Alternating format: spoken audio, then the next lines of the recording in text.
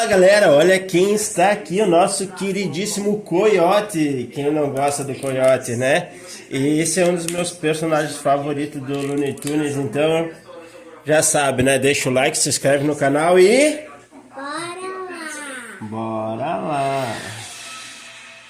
Eu escrevi quinto. Há muito tempo atrás eu gravei essa pequena história e eu vi recebendo um recado de por que você não conta do teste de Valentino Rossi pela Ferrari? Então, vamos contar do teste de Valentino Rossi pela Ferrari, que não foi um teste e não foi uma brincadeira. A coisa teve um contorno sério e a Ferrari considerou seriamente colocá-lo para competir.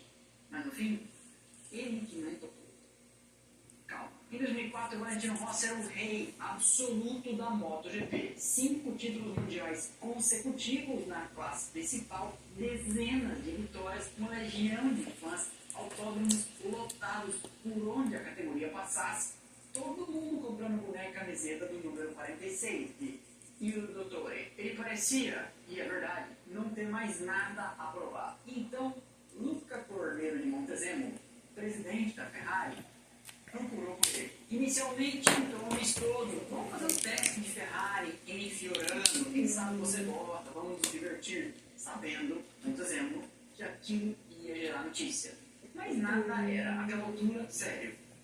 Ou, talvez. Porque o que começou com uma brincadeira, curiosidade, uma ação promocional, vamos fazer uma UE aqui, quase mudou a história do automobilismo. O primeiro teste foi uma sessão secreta na pista privada da Ferrari, no entorno de sua fábrica, lá em Maranello, o circuito de Fiorano, onde a Ferrari, quando podia testar mais, andava quase todo dia com Schumacher. Não havia imprensa, não havia patrocinadores, não tinha convidados. Rossi, inclusive, foi para a pista com um capacete reserva de Schumacher. Tudo para disfarçar. Luigi Mazzola, engenheiro responsável pelo teste que acompanhava a telemetria com Schumacher ao seu lado, lembra de analisar os números em comparação com o alemão, que foi para a pista antes para ver se o carro estava funcionando. Tanto ele como o Michael estavam atônitos, não acreditando no que estavam vendo. Rossi foi para a pista em menos de 10 voltas, estava virando na casa de 59 segundos. Fiorano, para quem não sabe, é uma pista bem curtinha. E virar abaixo de um minuto, 59 segundos no carro. Para quem não tem nenhuma experiência com uma máquina de competição de 4 rodas, era considerado muita coisa no começo. Schumacher depois comentaria. Demorou um pouco para ele se acostumar, mas me impressionou muito no final do dia. Eu sei que ele já tinha andado de kart, mas quando você tem automobilismo no sangue, você sabe o que fazer. Não era qualquer elogio, também não entregava de cara que ele tinha ficado em choque, mas os presentes todos atestaram. O cara tinha o que era necessário. A Ferrari então ficou com aquilo na cabeça. Em 2005, combinou assim novamente para acumular mais quilometragem. Dessa vez escalou o reserva de testes que trabalha até hoje, inclusive para a Ferrari, Marc Gené. A revista italiana Auto Sprint, seca e emocionada, mas ainda assim séria, cravou. Rossi tinha dado um tempo de 57,2 em Fiorano. Informação nunca confirmada pela Ferrari. E Maranello, de repente, começou a considerar a sério a possibilidade de levar adiante uma proposta mirabolante: trazer Rossi para a Fórmula 1. Ele foi então submetido em 2006 a uma verdadeira prova de fogo. Dia 1º e dia 2 de fevereiro. A Ferrari levou Rossi dessa vez para os testes oficiais de pré-temporada no circuito de Carlotone, em Valência. Dessa vez não era pista vazia, dessa vez era com outros pilotos da Fórmula 1. Titulares: Fernando Alonso, Jenson Button, Felipe Massa, Robert Kubica, o próprio Schumacher. Está todo mundo em ação, todo mundo trabalhando, dia sério na pista. A Ferrari colocou Rossi com o modelo de 2004 com limitação de rotação, era um E10, para simular o desempenho de um V8, motor que seria utilizado por ele em 2006. Só que aí o primeiro dia foi sob pista molhada e a falta de experiência de Rossi pegou. Ele rodou ainda na primeira volta. Dessa vez com a imprensa mundial presente. Todo mundo fotografou o lance. O sonho parecia então que iria por água abaixo. Mas no dia seguinte, pista seca, o cenário mudou radicalmente. Ele foi o nono de 15 que foram para a pista. E no terceiro dia, chocou todo mundo melhorando o seu desempenho, ficando a 0,722 de Schumacher, o segundo mais rápido, atrás apenas de Fernando Alonso com a Renault, batendo Pedro Della Rosa de McLaren, que também utilizava um motor V10 limitado. Schumacher nos boxes observava tudo e disse à imprensa, que obviamente me perguntou: não lhe dei nenhum conselho. Ele que não precisa. Os rumores, então, explodiram. O jornal italiano La Repubblica disse que Rossi assinaria um contrato de 80 milhões com a Ferrari. O pai do piloto, Graziano Rossi, confirmaria anos depois que o filho esteve muito perto mesmo de assinar. Mas Rossi, que mandava e desmandava, ganhava tudo na MotoGP, não queria dar um passo atrás na carreira. E a Ferrari iria oferecer um contrato para começar, como seria prudente fazer, numa equipe satélite. Felipe Massa, naquele momento, tinha acabado de ser promovido da Sauber para a Ferrari. E Rossi seria, então, o piloto de desenvolvimento, substituindo Felipe. Rossi não topou, queria começar direto na Ferrari. E a Ferrari sabia que isso não daria certo. Jogar o cara de imediato, sem nenhuma experiência, numa equipe que disputa o campeonato ao lado de Schumacher, o plano dos italianos era evidente. Dar uma rodagem para Rossi, depois de 2, 3 anos, subir ele então para a Fórmula 1. Mas ele não topou. Com isso, ele renovou seu contrato com a Yamaha por mais alguns anos e conquistaria o Mundial da MotoGP ainda mais 2 vezes. E a Ferrari iria atrás de Rossi novamente em 2009, quando Massa sofreu aquele acidente na Hungria. Eles tinham ido atrás de Schumacher não estava apto por um acidente no remoto que lesionou o pescoço. A oferta era para correr em Monza, mas ele disse, sem ter testado antes e sem experiência, eu não vou me meter numa dessa. E a vaga ficou então com Giancarlo Fisichella. Stefano Domenicali, hoje CEO da Fórmula 1, que na época era team principal da Ferrari, disse, Vale, Valentino, teria sido um excelente piloto de Fórmula 1, mas ele escolheu um caminho diferente.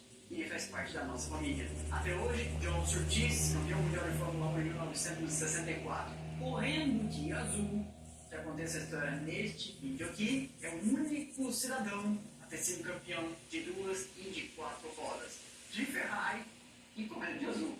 Esse recorde nunca será igualado. E essa história é boa demais para ficar de fora da nossa lista de pequenas grandes histórias. Gostou? Essa foi então mais uma pequena história do Splash & Go no YouTube. Espero que vocês tenham gostado. Deixa o like, é de graça, não custa nada, ajuda demais o canal. Quebra essa pra mim, quebra essa pra nós. E não se esqueça de se inscrever, ativar o sininho para receber notificações, deixar aqui seu comentário, qualquer coisa que você escrever, um emojizinho que seja, ajuda a bombar o nosso engajamento, que já é altíssimo. A gente tem mais likes, comentários e hypadas em canais com 10 mil, o nosso número de inscritos, porque vocês são muito engajados. E isso ajuda a empurrar o canal internet afora, com outros 300 mil inscritos. Para não perder nada do que a gente faz por aqui, temos canais de notificação, Instagram, Telegram e WhatsApp. Você entra, link lá embaixo na descrição e passa a receber um recadinho automático no instante que eu publico cada um dos conteúdos. Por fim, temos também as nossas redes sociais, Instagram, Twitter, Threads, TikTok, estão postando aqui os arrobas e o link está lá embaixo na descrição.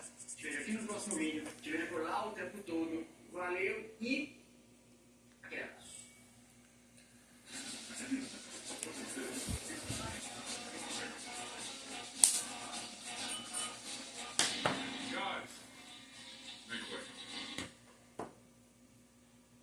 Imagine que você está nadando, pescando, num lago ou no mar da Itália em 1993 e passa então uma lancha dessas de competição a 200 km por hora. A bordo, Ayrton Senna da Silva, que inclusive e o dono do barco passou os comandos para ele sem nunca ter tido nenhuma experiência na água. Mas era o Senna, tinha as credenciais. Vem comigo que essa história eu descobri recentemente e é saborosa. E você está em pequenas grandes histórias toda semana aqui no Splash & Go. Você já sabe uma pequena história sobre a Fórmula 1 ou não, desde que seja rapidinha, legal de contar e bacana de saber. Vamos lá. Ayrton Senna da Silva, como todos os pilotos de Fórmula 1, passou a vida tentando manter seu carro o mais pregado possível no asfalto.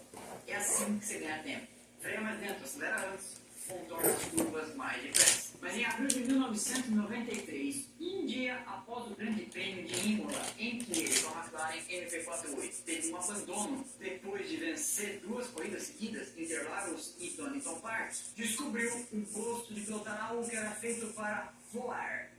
E não era avião nem helicóptero, voar em cima da água. E fez isso sem nunca ter tido experiência prévia numa geringonça daquelas. A história começa num restaurante numa cidade chamada Católica, na Emília-Romanha. próximo ali de Imola. Senna já estava no restaurante La Lontara, na presença de Norberto Ferretti e Luca Ferrari. Ferretti, famoso por ser um armador, construtor de barcos, no seu segmento, iates de luxo. Mas naquela época também era piloto e projetista de embarcações offshore, que são aquelas feitas para correr em cima da água, andam muito depressa, por diversão ou por competição. A dupla Ferretti e Ferrari celebrava naquele jantar uma vitória deles numa prova recém disputada em Rimini, que é uma cidade de praia, cidade litorânea na Itália, em um campeonato de motonáutica. Quando Senna comentou que nunca tinha andado numa embarcação daquelas. E ele disse mais, nunca tinha nem visto uma na vida. Estando com um tricampeão mundial de Fórmula 1, uma lenda no automobilismo que era visto como um deus na Itália, inclusive desejado pela Ferrari, naturalmente que ouvindo aquilo, os dois fizeram um convite. E no dia seguinte, Senna estava no porto. O barco que esperava não era um iate de luxo, e sim uma lancha de altíssimo desempenho, com 45 pés de extensão, cerca de 14 metros de comprimento. O casco, uma obra de arte de engenharia, feito por hora, de fibra de carbono, com recheio de Nomex e resina epóxi, materiais que Senna da Fórmula 1 conhecia muito bem. E seus carros eram feitos basicamente da mesma coisa. Aquilo garantia leveza, resistência e inclusive rigidez torsional. Ou seja, basicamente o mesmo receituário de um carro de corrida aplicado então numa lancha na água. A força motriz assustadora. 2 motores Lamborghini V12, cada um com 8.2 litros e 900 cavalos. Tá bom pro senhor ou quer ouvir ele falando? Para referência, a McLaren de Senna, empurrada pelo motor Ford Cosworth, tinha naquele ano mais ou menos 700 cavalos. Nós estamos falando aqui de 2 de 900. Num barco desses de competição, a pilotagem é feita por 2 pessoas que têm que trabalhar em sintonia perfeita. Um cuida do leme, o outro, chamado de throttleman, o homem do acelerador, cuida da potência. E o trabalho de throttleman é incrivelmente delicado, porque ele deve acelerar quando o barco está em contato com a água e aliviar quando ele decola, porque decola, e não é pouco. Isso é fundamental, porque quando o barco decola, os motores podem girar em falso, atingir o limite de rotação e basicamente derreter. E da mesma forma, se ela aterriza rodando em falso, o tranco do torque imediato com a água pode quebrar a missão. Enfim, não é uma missão simples. Na primeira saída, deram a Senna o volante. Luca Ferrari cuidou do acelerador e Norberto Ferretti como um navegador, olhando se não vinha ninguém em volta. Foi necessário, no relato dos dois, pouco tempo para que Senna adquirisse fluência na navegação daquele catamarã. O catamarã, fui pesquisar aqui, a embarcação tem 2 cascos, um de cada lado, unida pelo meio. Em alguns minutos lá estava Senna fazendo slaloms agressivos, fazendo curvas fechadas, dominando a máquina como já era se esperar, testando, segundo os presentes, os limites do casco e da resposta do volante, para entender o que dava e o que não dava para fazer. Na segunda saída, inversão de papéis, e colocaram Senna então nas manetes de potência. Luca Ferrari explicou para Senna o funcionamento dos flaps que, como um carro de corrida, só que com o sinal invertido, claro, na água, direcionam o navegar do barco. Agora vamos lá.